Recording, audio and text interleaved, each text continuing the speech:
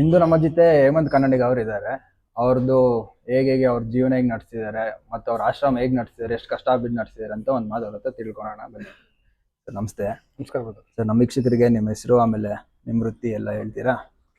ಎಲ್ರಿಗೂ ನಮಸ್ತೆ. ನನ್ನ ಹೆಸರು ಹೇಮಂತ್ ಕನ್ನಡಿಗ ಅಂತ ಹೇಳಿ.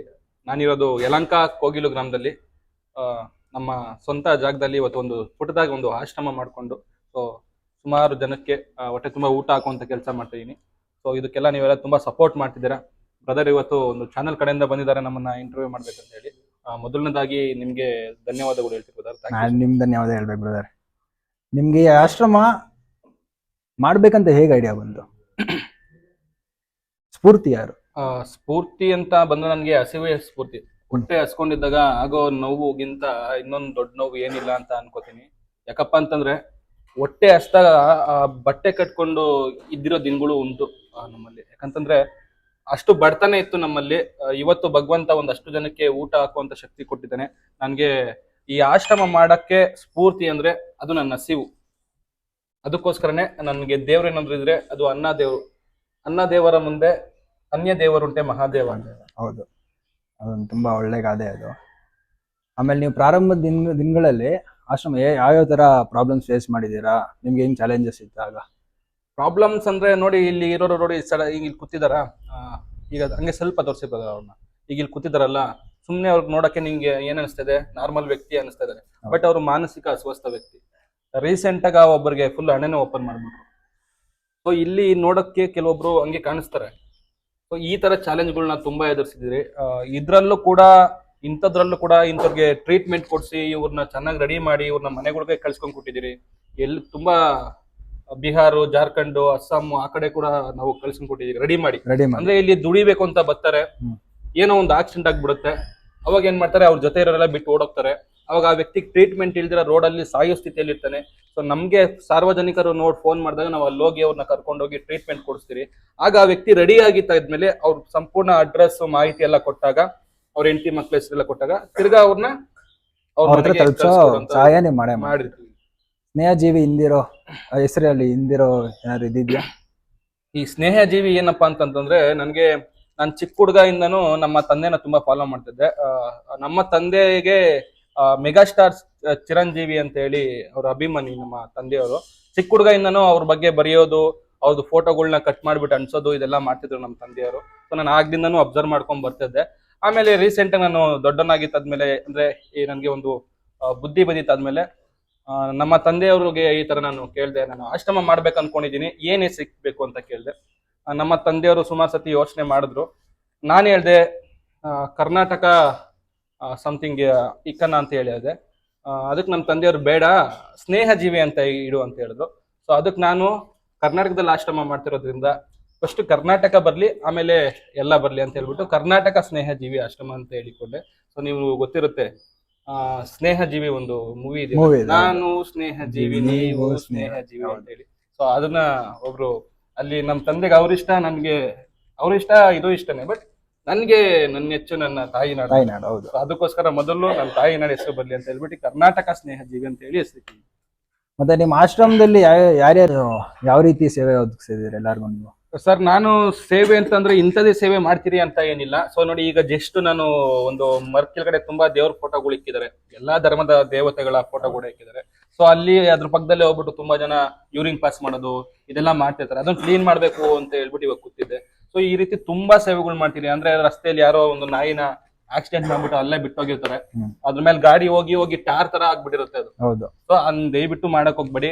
ನಾಯಿಗೆ ಏನಾದ್ರು ಗುದ್ರೆ ನೀವು ದಯವಿಟ್ಟು ನಿಮ್ಮಿಂದ ಆಸ್ಪತ್ರೆಗೆ ಕರ್ಕೊಂಡೋಗಿ ಆಗಿನಾದ್ರೂ ಪರವಾಗಿಲ್ಲ, ಅದನ್ನ ಸೈಡ್ ಅಲ್ಲಿ ಬಿಡಿ. ಯಾರಾದ್ರೂ ಪುಣ್ಯವಂತರು ಅದನ್ನ ಕರ್ಕೊಂಡೋಗಿ ಆಸ್ಪತ್ರೆಗೆ ತೋರಿಸ್ತಾರೆ. ಹಾಗೆ ಇನ್ನ ಹಲವಾರು ಸೇವೆಗಳಿದೆ. ನಾವು ಈ ಚಿಕ್ಕ ಚಿಕ್ಕ ಮಕ್ಕಳುಗಳಿಗೆ ಪುಸ್ತಕ ಕೊಡೋದು, ಮತ್ತೆ ಪೆನ್ಸಿಲ್, ಪೆನ್ನು ಇದೆಲ್ಲ ಕೊಡೋದು ತುಂಬಾ ಇದೆ. ಬಟ್ ಅದನ್ನೆಲ್ಲ ಹೇಳ್ಕೊಳೋ ಅವಶ್ಯಕತೆ ಇಲ್ಲ. ನಾವು ಕೆಲವೊಂದು ವಿಚಾರದಲ್ಲಿ ಇದನ್ನ ನಾನು ತೋರಿಸ್ಲೇಬೇಕು. ನಾನ್ ಬಂದು ಅಪ್ಪಟ ಡಿ ಬಾಸ್ ಅಭಿಮಾನಿ. ನಾನು ಅವ್ರನ್ನ ಫಾಲೋ ಮಾಡೋದು. ಕೆಲವೊಂದನ್ನ ತೋರಿಸ್ಲೇಬೇಕು. ಈಗ ಆಶ್ರಮನ ಮಾಡ್ತೀವಿ ಅಂದ್ರೆ ಕೆಲವೊಂದು ವಿಡಿಯೋಗಳನ್ನ ಹಾಕ್ಲೇಬೇಕು. ಇನ್ ಕೆಲವೊಂದನ್ನ ನಾವು ಅವ್ರು ನೋಡಿ ಯಾವ ರೀತಿ ಸಹಾಯ ಮಾಡ್ಬೇಕಂದ್ರೆ ಕೈ ಮುಚ್ಕೊಂಡು ಹೆಂಗ ಅವ್ರು ಕೊಡ್ತಾರೋ ನಾವು ಅದೇ ರೀತಿ ಆ ತರ ಸೇವೆನೂ ಕೂಡ ತುಂಬಾ ಎಡಗೈಯಲ್ಲಿ ಮಾಡಿದ್ದೀನಿ. ಕೊಟ್ಟಿದ್ದು ಬಲಗೈಯಲ್ಲಿ ಕೊಟ್ಟಿದ್ದು ಹೌದೌದು, ಇದನ್ನ ನಾನು ತೋರಿಸ್ಲೇಬೇಕು. ಈಗ ಆಶ್ರಮ ನಡೆಸ್ಬೇಕಂದ್ರೆ ನಂಗೆ ದಿನಸಿ ವಸ್ತುಗಳು ಬೇಕು, ಹೌದೌದು ವಾಟರ್ ಬೇಕು. ಒಂದು ದಿವಸಕ್ಕೆ ನಮ್ಗೆ ಒಂದ್ ಲೋಡ್ ನೀರ್ ಬೇಕಾಗುತ್ತೆ. ಹೌದು ಒಂದು ಲೋಡ್ 500 ರೂಪಾಯಿ ಇದೆ. ಹೌದು ಸೊ ನಾನು ತೋರಿಸ್ಲೇಬೇಕು, ನನ್ಗೆ ಸಹಾಯ ಸಹಾಯ ಮಾಡಿ. ಮಾಡ್ಲೇಬೇಕು. ಹೌದು ಸೊ ನನ್ ಕೇಳ್ತಿರೋದು, ನಾನು ಮನೆ ಕಟ್ಕೋತೀನಿ, ನಾನೊಂದ್ ಕಾರ್ ತಗೊಂತೀನಿ, ಇಲ್ಲ ನಾನು ಬೈಕ್ ತಗೊಂತೀನಿ, ನನ್ ಸಹಾಯ ಮಾಡಿ ಅಂತ ನಾನು ಕೇಳ್ತಿಲ್ಲ.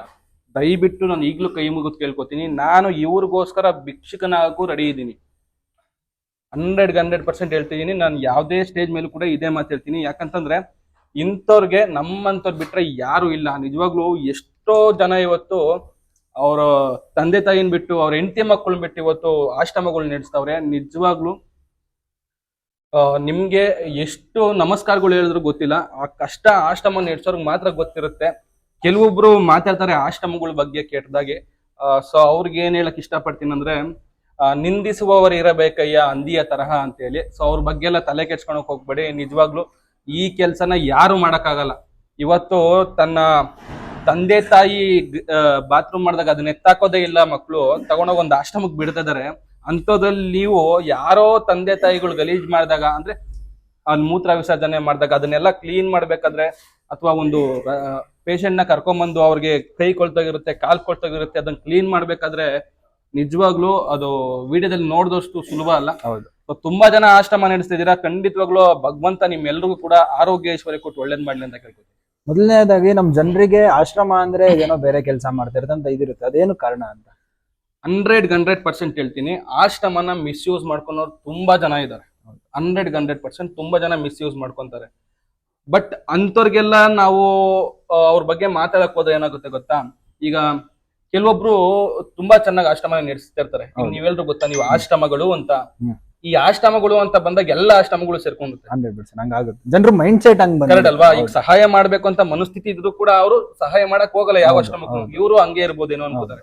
ಉದಾಹರಣೆಗೆ ಮನೆ ಹತ್ರ ಹೋಗ್ತಾರೆ, ಬಟ್ಟೆಗಳು ಕೊಡ್ರಿ, ಇನ್ನೊಂದ್ ಕೊಡ್ರಿ, ಮತ್ತೊಂದ್ ಕೊಡ್ರಿ ಅಂತ ಕೇಳ್ತಾರೆ. ಸೊ ಆ ಬಟ್ಟೆಗಳನ್ನ ತಗೊಂಡೋಗ್ತಾರೆ, ಇನ್ ಮಿಕ್ಕಿತ್ತಲ್ಲ ಅಲ್ಲೇ ಬಿಸಾಕ್ ಹೋಗ್ತಾರೆ. ಹೌದು ನೋಡಿದ್ವಿ. ಸೊ ಈ ತರ ತುಂಬಾ ಆಗ್ತಿದೆ. ಬಟ್ ನಾನ್ ಜನಗಳಿಗೆ ಹೇಳೋದೇನಪ್ಪಾ ಅಂತಂದ್ರೆ, ಒಂದು ವಿಡಿಯೋದಲ್ಲಿ ಒಂದೇ ಒಂದು ವಿಡಿಯೋ ನೋಡ್ಬಿಟ್ಟು ನೀವು ಇವ್ನು ತುಂಬಾ ಒಳ್ಳೇನು ಅನ್ಕೊಳಕ್ ಹೋಗ್ಬೇಡ್ರಿ. ಇಲ್ಲಿ ಯಾರು ಸಾಚ ಅಲ್ಲ. ನಾನು ದಯವಿಟ್ಟು ಹೇಳೋದನ್ನ ಅರ್ಥ ಮಾಡ್ಕೊಳ್ಳಿ. ನಿಮ್ಮಿಂದ ಸಾಧ್ಯ ಆದ್ರೆ ದಯವಿಟ್ಟು ಆಶ್ರಮಕ್ಕೆ ಹೋಗಿ ಅಲ್ಲಿ ನೋಡಿ, ಅಲ್ಲಿ ಸತ್ಯಾಂಶಗಳು ನೋಡಿ ಅಲ್ಲೋಗಿ ಸಹಾಯ ಮಾಡಿ. ಸೊ ಒಂದು ವಿಡಿಯೋದಲ್ಲಿ ನೀವು ಈ ವ್ಯಕ್ತಿ ತುಂಬಾ ಒಳ್ಳೆ ಕೆಲಸ ಮಾಡ್ತಿದ್ದಾನೆ, ಊಟ ಆಗ್ತಿದ್ದಾನೆ, ಅನ್ನ ಆಗ್ತಿದ್ದಾನೆ, ಅಥವಾ ಇನ್ನೊಂದು ಮಾಡ್ತಿದ್ದಾನೆ, ಮತ್ತೊಂದು ಮಾಡ್ತಿದ್ದಾನೆ, ಒಳ್ಳೆ ಕೆಲಸ ಮಾಡ್ತಾವನೆ, ಒಳ್ಳೆ ಹುಡುಗ, ದೇವ್ರಂತ ಮಗ ಇವನು, ಈ ತರ ಮಗ ಎಲ್ರಿಗೂ ಸಿಗ್ಲಿ ಅಂತ ಹೇಳ್ಬಿಟ್ಟು ಒಂದೇ ಒಂದು ವಿಡಿಯೋದಲ್ಲಿ ನೀವು ತುಂಬಾ ಒಳ್ಳೇರು ಅಂತ ಅನ್ಕೊಳಕ್ ಹೋಗ್ಬೇಡಿ. ನಾನು ನಿಜವಾಗ್ಲೂ ಹೇಳ್ತಿರೋದು, ನೀವು ದಯವಿಟ್ಟು ಆಶ್ರಮಕ್ಕೆ ಹೋಗಿ ಅಲ್ಲಿ ಏನ್ ನಿಜಾಂಶ ನಡೀತಾ ಐತೆ. ನೀವು ಆಶ್ರಮಕ್ಕೆ ಹೋಗಿದ ತಕ್ಷಣ ಏನ್ ಮಾಡ್ತೀರಾ, ಯಾರ ಆಶ್ರಮ ನಡೆಸ್ತಾ ಇದಾರೆ ಅವ್ರ ಹತ್ರಕ್ಕೆ ಹೋಗ್ಬಿಟ್ಟು ಒಂದು ಫೋಟೋ ಹಿಡ್ಕೊಂಡು ಮನೆಗೆ ಹೋಗ್ಬಿಟ್ಟು ಅದನ್ನ ಸ್ಟೇಟಸ್ ಹಾಕ್ಬಿಟ್ಟು ಜಯ ರತ್ನಾಕರ ಅಂತ ಒಂದು ಹಾಡಾಕೊಂಡ್ಬಿಡ್ತೀರಾ. ನೀವು ಹೋದಾಗ ಈ ಕೆಲಸ ಮಾಡ್ಬಾರ್ದು. ನೀವು ಆಶ್ರಮಗಳಿಗೆ ಹೋದಾಗ ಇಲ್ಲಿದಾರಲ್ವಾ ಇವ್ರನ್ನ ಮಾತಾಡ್ಸ್ಬೇಕು. ಏನಂತ, ನಿಮ್ ಚೆನ್ನಾಗಿ ಹೊಟ್ಟೆ ತುಂಬಾ ಊಟ ಆಗ್ತಿದಾರ, ಅಥವಾ ನಿಮ್ಗೆ ಯಾರಾದ್ರೂ ಹೊಡಿತಾ ಇದಾರ, ಇದನ್ ಮಾಡ್ಬೇಕು. ನೀವೇನ್ ಮಾಡ್ತೀರಾ, ಬರ್ತೀರಾ, ಒಂದ್ 10 ಮುಟ್ಟೆ ಅಕ್ಕಿ ಕೊಡ್ತೀರಾ, ಅಥವಾ ಒಂದು ಊಟ ಬಡಿಸ್ತೀರಾ, ಅದೊಂದು ವಿಡಿಯೋ ಮಾಡ್ಕೊಂಡು ನಿಮ್ ಪಾಡಿಗೆ ನೀವು ಹೊರಟೋಗ್ತೀರಾ.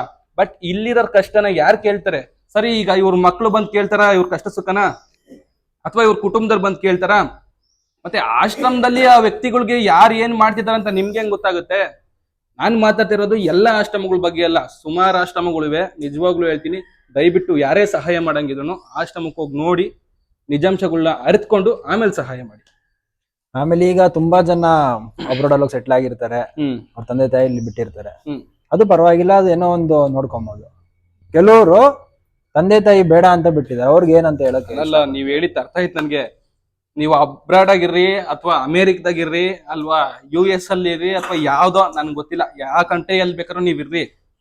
ನಿಮ್ಮ ಅಪ್ಪ ಅಮ್ಮ ನಿಮ್ಮನ್ನ ತುಂಬಾ ಚೆನ್ನಾಗಿ ಓದಿಸಿ, ತಿಕಾಮಕ ತೊಳ್ದು, ನಿಮ್ಗೆ ಹೊಟ್ಟೆ ತುಂಬಾ ಊಟ ಹಾಕಿ, ನಿಮ್ಗೆ ಒಳ್ಳೆ ಕೆಲ್ಸ ಕೊಡ್ಸಿ, ಇವತ್ ನೀವ್ ಇಂಜಿನಿಯರೋ, ಸಾಫ್ಟ್ವೇರೋ, ಇನ್ನೊಂದು ಮತ್ತೊಂದು ಆಗಿರ್ತೀರಾ. ಎಲ್ಲೋ ಕುತ್ಕೊಂಡು ನೀವು ನಿಮ್ಮ ತಂದೆ ತಾಯಿಗೆ ಇಲ್ಲಿ ಆಶ್ರಮಕ್ಕೆ ಸೇರ್ಸಿರ್ತೀರಾ. ನೀವು ಅಲ್ಲಿ ಕುತ್ಕೊಂಡು ನಿಮ್ಮ ತಂದೆ ತಾಯಿಗೆ 10,000 ರೂಪಾಯಿ 20,000 ರೂಪಾಯಿ ಹಾಕ್ಬಿಡ್ತಾರೆ. ಹೌದು. ಅಲ್ಲಿ ಅಮೆರಿಕದಲ್ಲಿ ಕುತ್ಕೊಂಡು ಅವನು ನಾಯಿಗೆ ಪೆಡಿಗಿರಿ ಹಾಕ್ತಿರ್ತಾನೆ. ಹೌದು. ಅಂದ್ರೆ ತಾಯಿ ಇಲ್ಲಿ ಕೊರಗ್ತಾ ಇರ್ತಾಳೆ, ನನ್ನ ಮಗ ಬತ್ತಾನೆ ಇವತ್ತಲ್ಲ ನಾಳೆ ನಾನು ಕರ್ಕೊಂಡು ಹೋಗ್ತಾನೆ ಅಂತ ಹೇಳಿ. ಆ ನಾಯಿನ ಕೆಳಗಡೆ ಕೇಳ್ಸಲ್ಲ ಅವರು. ಹೌದು. ತಪ್ಕೊಂಡೇ ಇರ್ತಾರೆ. ಇಲ್ಲಿ ತಂದೆ ತಾಯಿ. ಸೊ ನಿಜವಾಗ್ಲೂ ಹೇಳ್ತೀನಿ ನೋಡಿ ಬ್ರದರ್, ನಾನು ಜನಗಳಿಗೆ ಹೇಳೋದು ಒಂದೇ, ಮಕ್ಳುಗಳ್ನ ತುಂಬಾ ಚೆನ್ನಾಗಿ ಸಾಕ್ತಾ ಇದ್ದೀರಾ. ದಯವಿಟ್ಟು ನಾನು ಹೇಳೋದು ಅರ್ಥ ಮಾಡ್ಕೊಳ್ಳಿ. ನಿಮ್ಮ ಮಕ್ಳುಗಳ್ನ ನೀವು ತುಂಬಾ ಚೆನ್ನಾಗಿ ಸಾಕ್ತಾ ಇದ್ದೀರಾ, ಒಳ್ಳೆ ಎಜುಕೇಶನ್ ಕೊಡಿಸ್ತೀರಾ, ಆಮೇಲೆ ಒಳ್ಳೆ ಸ್ಪೋರ್ಟ್ಸ್ ಸೇರಿಸ್ತೀರಾ, ಅಥವಾ ಒಂದು ಒಳ್ಳೆ ಕೆಲಸ ಕೊಡಿಸ್ತೀರಾ, ಆಮೇಲೆ ಒಳ್ಳೆ ಹುಡುಗಿನ ಅಥವಾ ಒಳ್ಳೆ ಹುಡುಗನ ನೋಡಿ ಮದ್ವೆ ಮಾಡ್ತೀರಾ.